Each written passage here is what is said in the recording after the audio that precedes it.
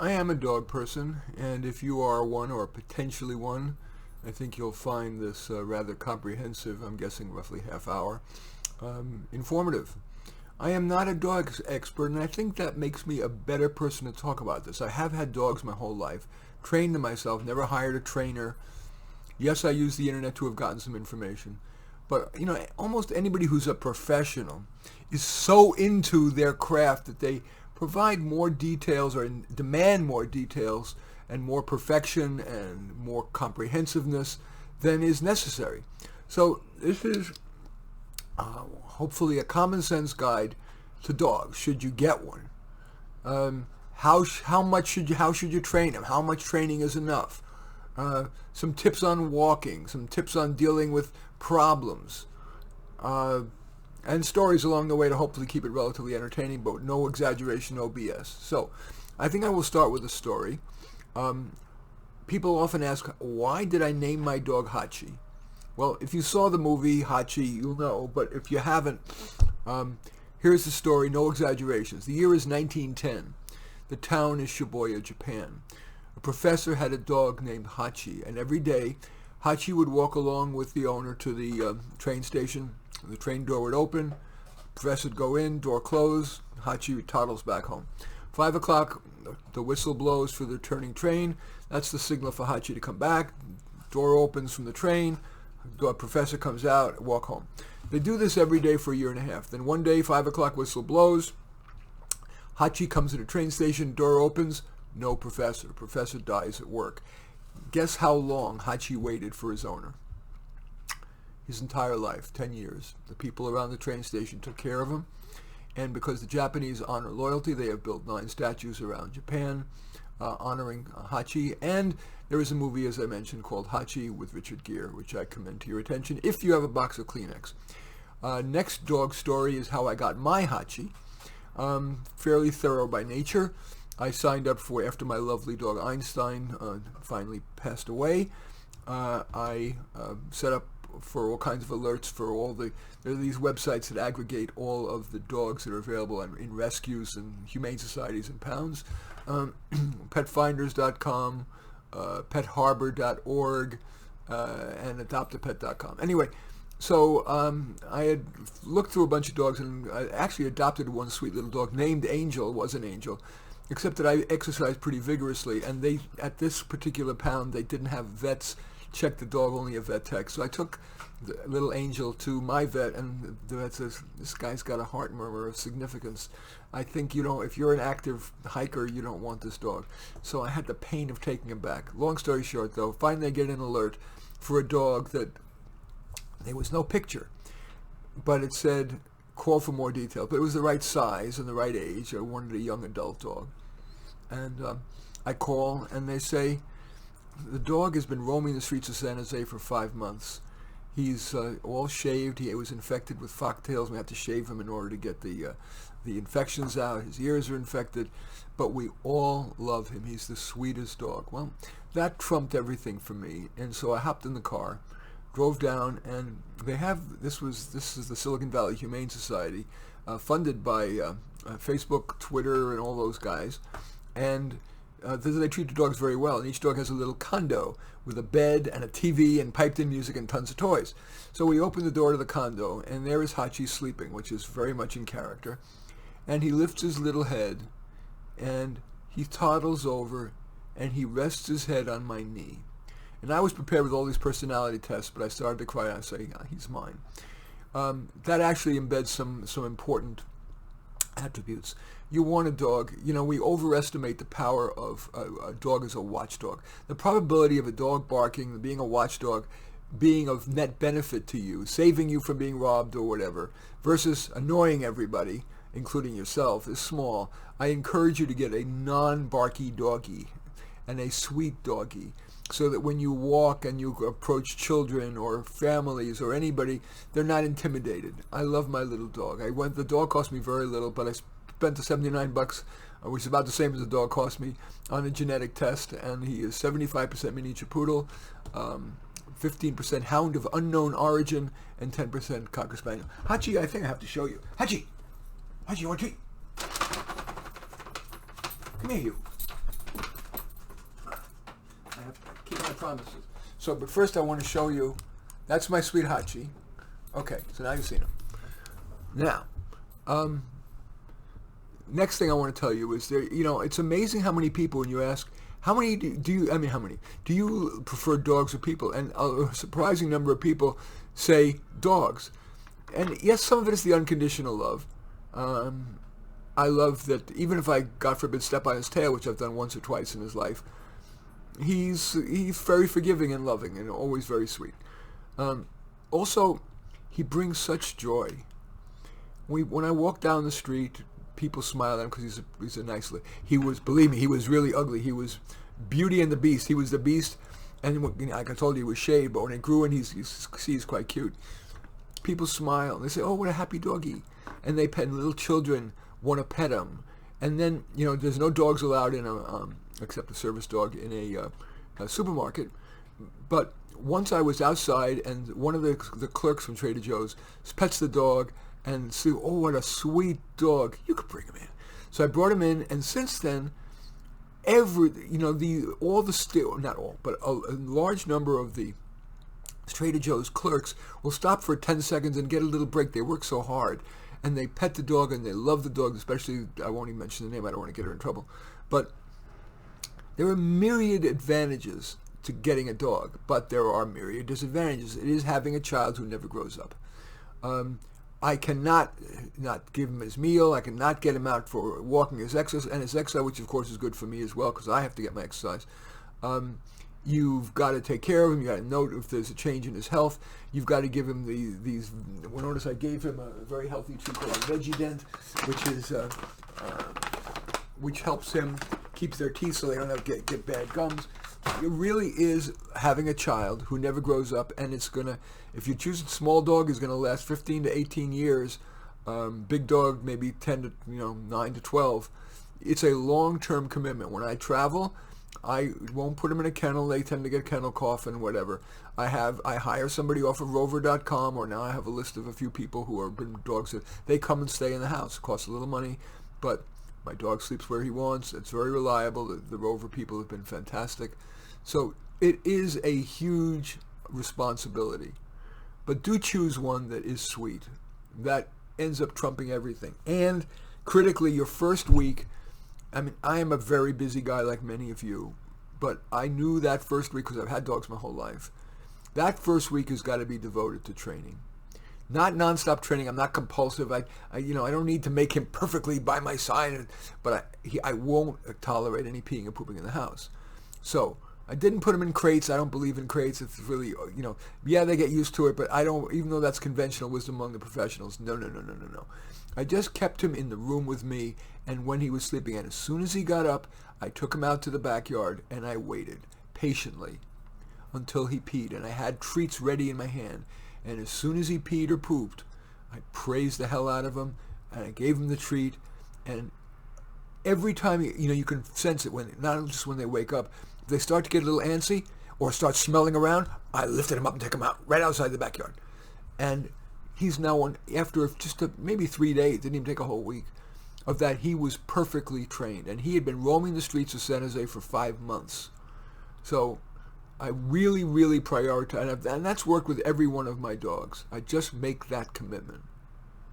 But I'm not, I also am not a nut about, I like my dog on my bed. I sleep with my dog. My wife and I sleep with the dog. It's very sweet and loving. He generally sleeps at the foot of the bed, so it's not his hot body all over us. But it's very loving and very sweet. And so he's on the sofa. So I've got to occasionally clean it, which is very rare.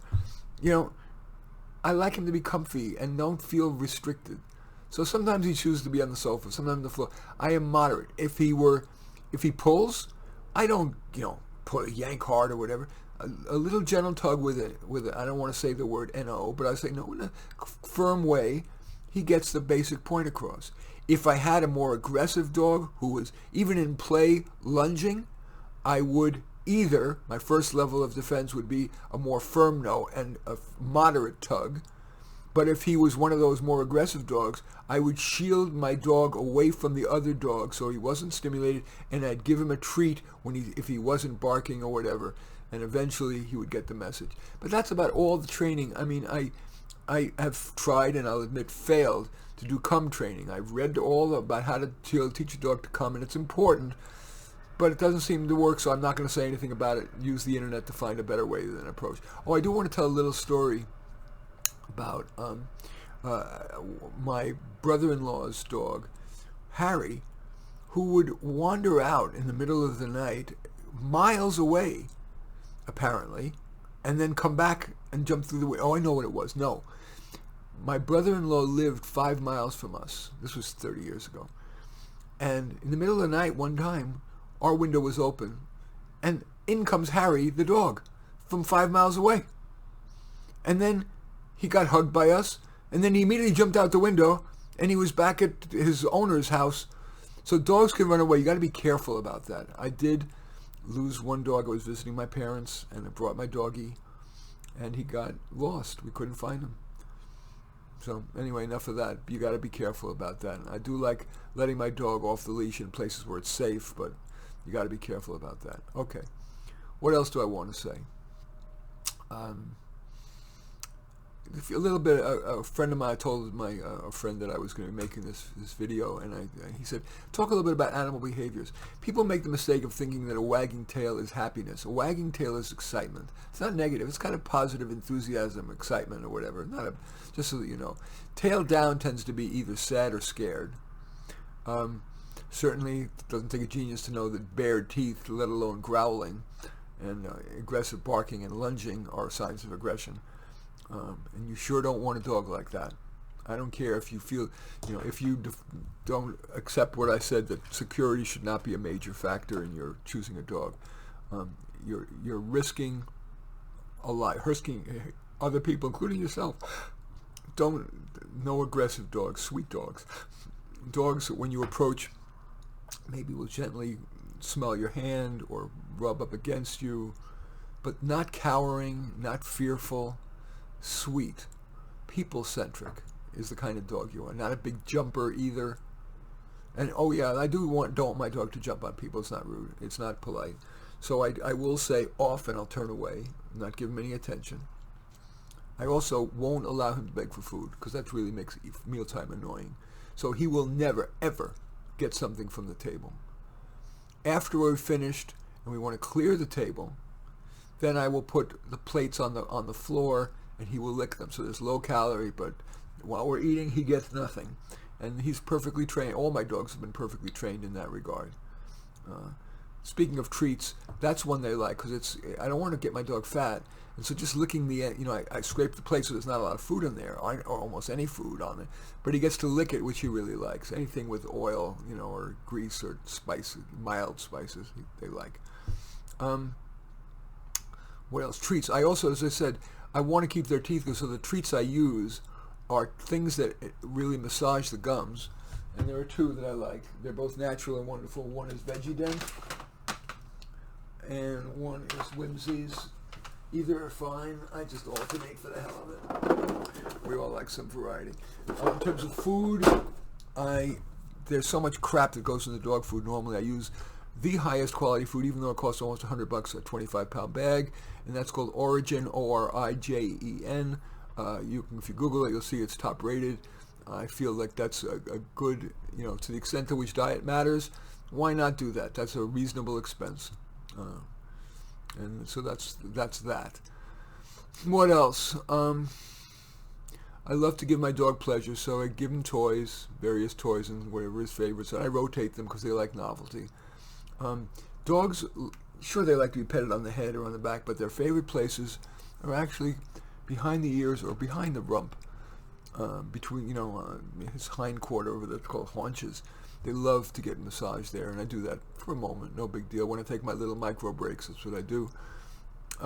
Feeding, I've had to vary. Some dogs that I've had, you can free feed, they won't overeat. And we just put a canister out and they'll eat as much as they want, little bits throughout the day. That's great. But Hachi will eat a ton and tend to get fat. So I have to feed him twice a day. And given his size, he's 32 pounds. I give him essentially 2 one handful in the morning and one handful in the evening. And I really have a fairly ritualistic time about it, both so I don't forget. And dogs love ritual. They like the routine. We have a pretty stable ritual throughout the day. I'll just briefly tell you to give you an example. So we sleep together, and then and then in the morning, the first thing I do is I go upstairs, I check my email. No, I go upstairs and I feed him, and then he knows that. Once he sees me going up the stairs, he races up because he wants to be fed. I'll then go check my email and anything important, and he doesn't have to go out that second, but as soon as I can, I take him out, and we usually go on a 45-minute hike, quite hilly, and that gets him on total empty, peeing and pooping, and I get my exercise, and I do my thinking about my first client or what I'm going to write. And that's a ritual we do every morning, really 7 days a week. And then little walks, roughly 4 times a day. The others are 10-minute walks, typically, a few different favorite walks. He loves the rituals, and I feed him typically roughly at 7:30, and then again at 4:30 or 5 o'clock each day, with maybe 3 of those kind of little treats. I make them small, so I don't want him to get fat, because again, skinniness is good for longevity, and believe me, it is extraordinarily painful, just like with a human being. You see a doggy decline, and then he's ignorant about what's going on, and then I have to make that difficult decision to when to have him put to sleep. And I remember maybe the saddest moment of my life is one of my one of my sweetest dogs, Manga, had to be put to sleep at age 17, and I was pounding the walls of the vet's office. I just couldn't take it. So anyway, keep your dog skinny, get him exercise, and a lot of love and consistency, and especially a mixed breed. I'm a huge fan of mixed breed dogs. Hybrid vigor, they're not inbred, and you're saving a life, unlike when you go to a breeder. You have to be patient, because these days, it took me a long time. All there were German Shepherds, Pit Bulls, and Chihuahuas, and I didn't want any of that. I like a sweet little dog, relatively little, a sweet little dog. And it took a few months. I had to be patient. As I said, I had to return one dog who was very sweet but had that heart condition. Make the one-time effort to get the sweet dog you want, and treat it the way I've described, and you'll be fine. I do give him fresh water every day. In addition, don't use one of those stretch-out leashes that can trip on people, and it's just, you really, you think you're giving the dog more freedom. I believe in a 3-foot leash. Keep him relatively close to you. It gives him a little room, but there's a fair degree of closeness and bonding. I love that. Also, you choose when he's going to. Dogs lead with their noses, and so they're going to choose. They'll want to. They hold their pee. They pee. It takes normally 40 minutes to get them on empty, and they'll use a little bit at a time. Well, you'll be stopping every second, and that's not fun for you as a walk. So I make a rule normally that after he's peed, I won't let him go stop. Even if he's pulling, I won't let him stop unless we've gone at least 200 feet. That way, I get to enjoy a little bit of walking, and I control where he's going to pee. So if it's a sunny day and I want to be out of the sun, I'll look for the next spot that's shady. Vice versa, if it's cold in the winter, I'll look for a sunny spot, but I choose where we stop for peeing and pooping. My dog, he's hypoallergenic, which is a nice thing. He doesn't shed. That's another thing you might want to consider. These poodles and poodle mixes don't shed, and Hachi is one of them. But the bad news is he needs to be brushed about twice a week, which I do with a comb like this. The wide side. It doesn't have to be. You don't have to be compulsive, but it's a narrow. So I use the wide side and brush him maybe twice a week. He likes it, and then afterwards I give him one of those treats, so it's not too. He doesn't mind it very much. But about every 2 to 3 months, every 3 months, I do take him to my lovely vet, my groomer, Vanessa Padron, and she does a great job of keeping him from getting mats and looking beautiful. I talked about with travel. Some dogs are gonna eat shit, and you don't want to let them do that. Obviously, just say no, in a pleasant way. Now, there's always this thing about dogs being allergic to chocolate. I'm sure it's true, but one time we were having company. It had a 2-pound box of See's candy. And my dog, it was Manga. Manga got into it and ate almost the whole 2 pounds. Yes, he vomited it all up, but he was fine. So maybe we don't need to be certainly don't feed your dog chocolate, but if, God forbid, he gets a piece of chocolate, it's probably not death. Certainly, flea control is very important. I use these topics for my dog. Advantix 2 works very well. No side effects. It's available over the counter. And once a month during the flea season, it does fleas and ticks. And none of my dogs have ever had side effects with Advantix. Some people prefer Vectra 3D. I think those are both really good. Depends on your area and your dog and whatever. Speaking of that kind of medical stuff, you do need to have a good vet. I like small veterinary practices, like small doctor's offices and etc.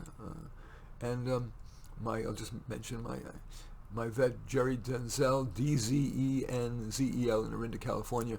I feel sorry for him. He's got to see these patients dying. It's got to be very hard if you're a dog lover.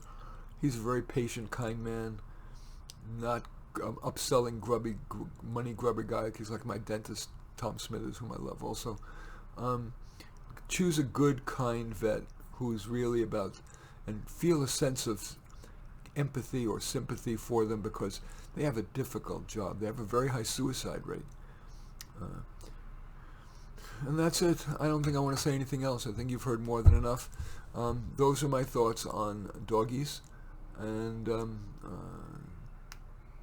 I'll just say that I welcome your thumbs up and accept your thumbs down. I always look forward to your comments, and especially like it if you hit the share button below. Share on your social media so that my efforts can have broader impact. And I am flattered if you choose to subscribe to my channel. In any event, I do thank you for watching. I'm Marty Nemko. Oh yeah, I'm supposed to, because some of you are going to be listening to this in a podcast. I end all my podcasts with this thing that I really like, which is we find comfort among those who agree with us, growth among those who don't. I am Marty Nemko.